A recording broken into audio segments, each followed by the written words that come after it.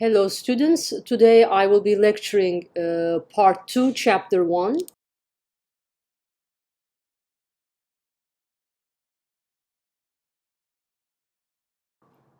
Remember we were talking about different managerial skills in our previous lecture, which was part 1.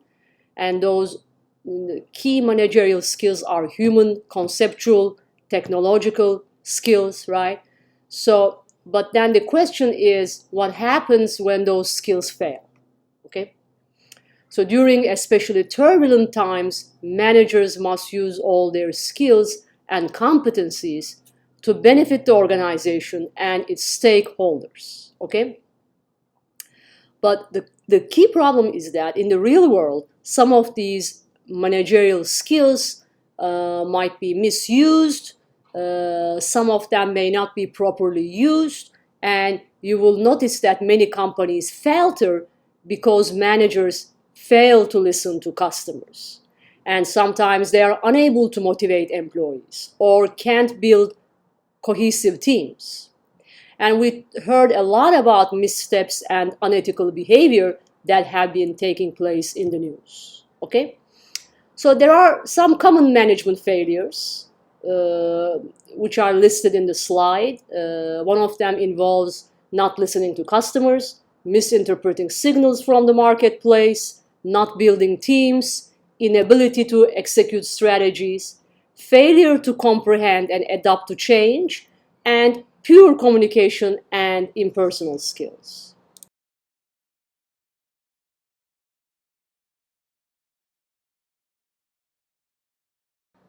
Okay?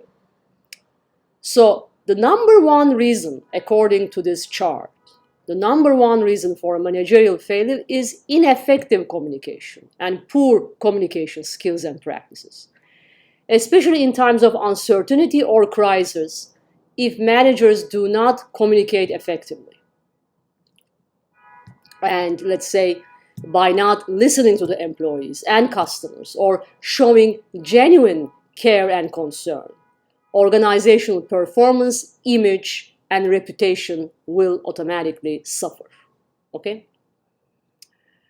So think about a question here, a discussion question for you guys. Unfortunately, we don't have time to go over this discussion question in details, but think about this discussion question for your own purposes or when you are working or studying with your friends, right? How do you feel about having management responsibility in today's world, right? Characterized by uncertainty, ambiguity, and sudden changes or threats from the environment, such as COVID-19. How do you feel about these issues, right? Because we need to understand some skills and qualities that are important to managers in these conditions, such as managing workers who are working from home. Now we're facing an entirely different reality. We are not working in the office with 100% capacity. We're not working with 100% capacity. Even the companies like Apple and Google, they have delayed reopening until January or February of 2022.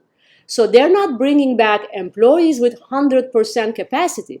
Even here at Lehman, we have certain percentage of people teaching online and certain percentage of people teaching in the classroom, because it's important that to be able to control this virus, our classrooms are reasonably and properly spaced out, right?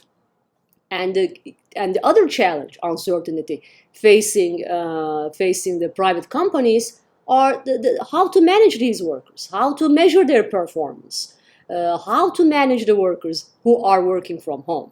This is something we have not done before, even though we always had Zoom meetings for special occasions. We were all working from home. So the key issue that is facing the managers is how to respond to the needs of workers working from home during COVID-19.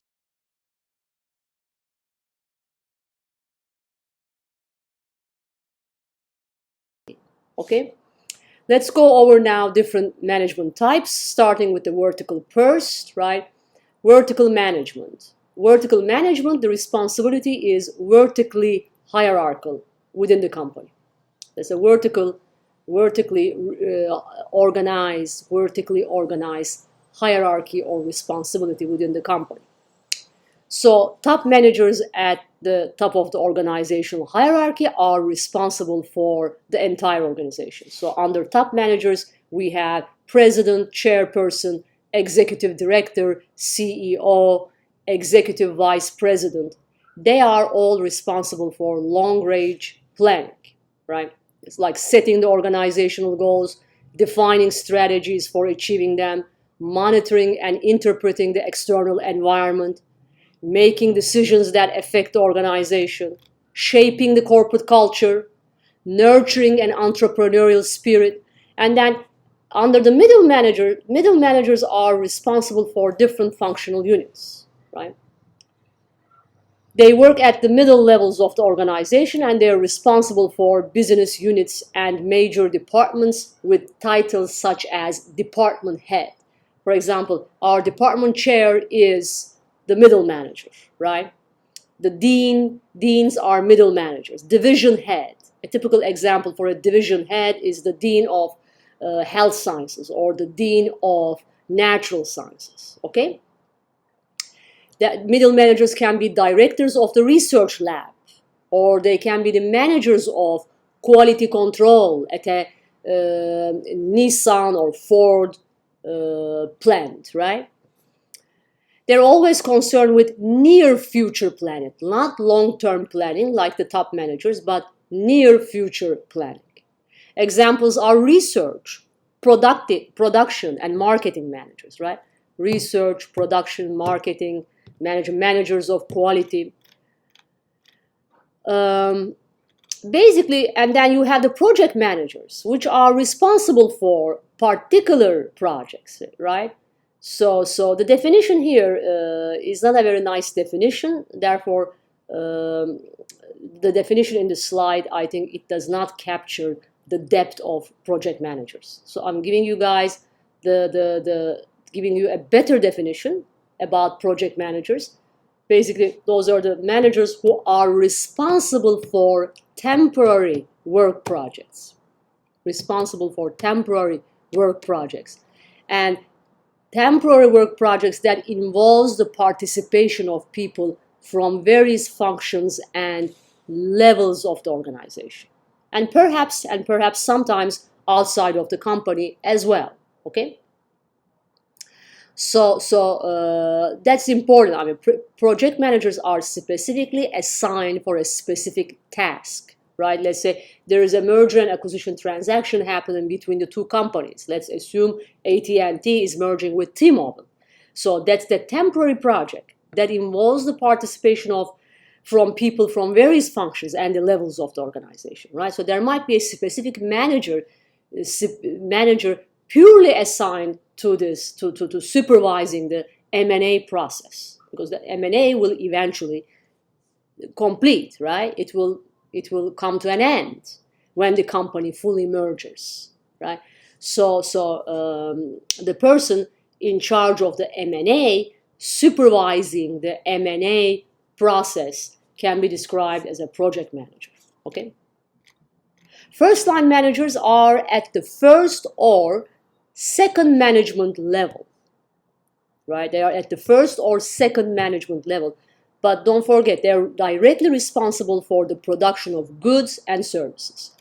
The titles, here are some examples for first line managers: supervisor, line manager, shop floor manager, section chief, office manager, right? Supervisor, line manager, section chief, office manager. Don't forget, first-line managers are very, very important because they are responsible for accomplishing the day-to-day objectives of the company, day-to-day. So it might also involve motivating and guiding young and often inexperienced workers, providing assistance as needed, and ensuring compliance with company policies. As I said, the key functions of the first-line managers are applying rules and procedures to achieve efficient production, providing technical assistance, and motivating the subordinates. Okay? So they have a very practical and applied function of, don't forget, they have a very practical first-hand and applied function of applying the rules and procedures to achieve efficient and effective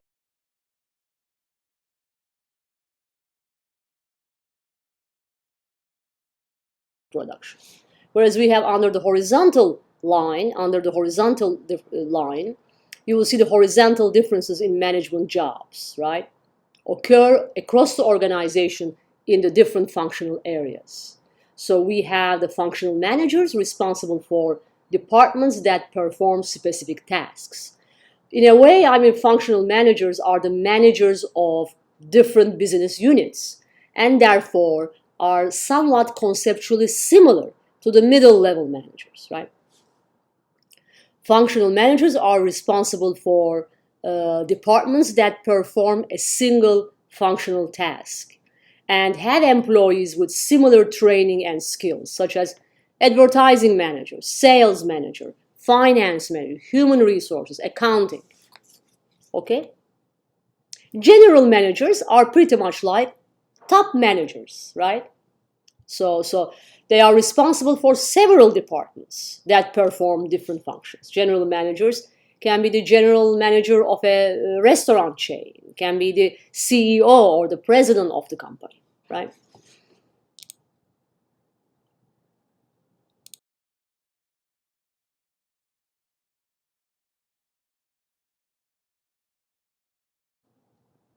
So here are the different management levels organized vertically and also horizontally. I think this chart nicely summarized some of the issues that we discussed in the previous slide.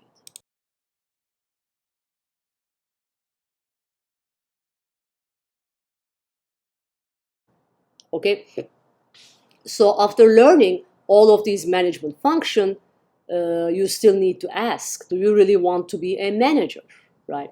Because it's not easy to be a manager due to the number of reasons, right? The increased workload, the challenge of supervising former peers, the headache of responsibility for other people, being caught in the middle. Sometimes, in order to be able to deal with complex and overlapping challenges, we have to let go of deeply held attitudes and learn new ways of thinking. We have to learn to work with people even though we may dislike those people, right?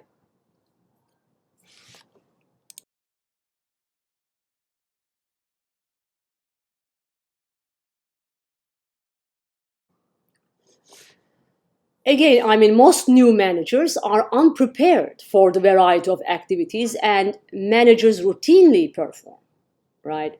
Because they lack this ability of multitasking, right? So they have a life on a speed dial. So managers perform a great deal of work at an unrelenting pace, which requires great energy. So if you look at the working hours of the most top executive officers, they routinely work at least 12 hours a day and spend, let's say, 50% of their time for traveling.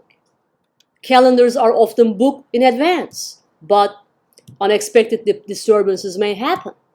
So managers are always in this mood or the psychology of always working, catching up, because the responsibilities never end. Majority of executive meetings and other contacts are always ad hoc. They're always ad hoc. And even scheduled meetings are typically surrounded by other events, such as quick phone calls, scanning of email, or just encounters which are out of our control. Okay.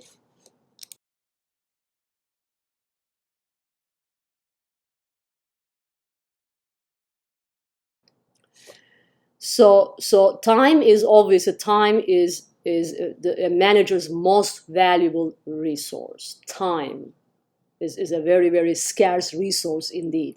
It is scarce if you are a manager with a very large responsibility. One characteristic that identifies successful managers is that they know how to use the time effectively to accomplish the important things first and think about the less important things later. So what's the time management? What's the time management? Basically, time management is all about having the skills and techniques that will enable you to get more done in less time and with better results, right? So that's important. In time management, we are now combining the concept of effectiveness with the concept of efficiency, right? So we're trying to use techniques and skills that will enable us to get more done in less time and but with better and good quality results. Okay? And also, manager's role is complicated because of the role that they are expected to play. A role is a set of expectations for a manager's behavior, right? And the manager's activities can always be organized into 10 roles, which we will be discussing in the next slide. The 10 roles are divided into informational, interpersonal, and decisional. So let's look at these 10 roles.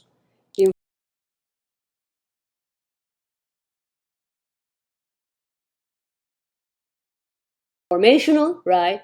Interpersonal, and decisional. Carefully review the chart because after having discussed about the managerial roles and functions in the previous slides, you should have a better understanding of what this chart is saying, right? So the 10 roles are divided into informational, interpersonal, decisional. Informational is all about, having the functions and the skills used to maintain and develop an information network, right? Playing the monitoring role, seeking and receiving information, scanning the web, periodicals, and so forth. And then under the interpersonal is all about, it's all related to having the human skills. Remember, we talk about like functions or human skills that all managers should have.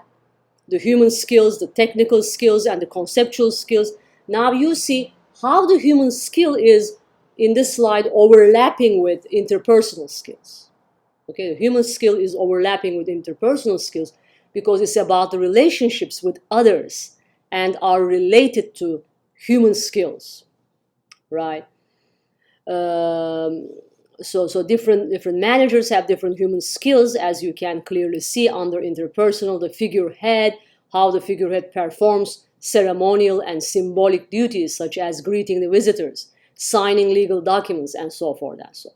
And then under decisional role is all about having both the conceptual and the technical skills that comes into play when managers must make choices. Decision making is all about making the right choice, or right, picking the right choice and implementing it. Those roles often require both conceptual, human, and technical skills. Okay?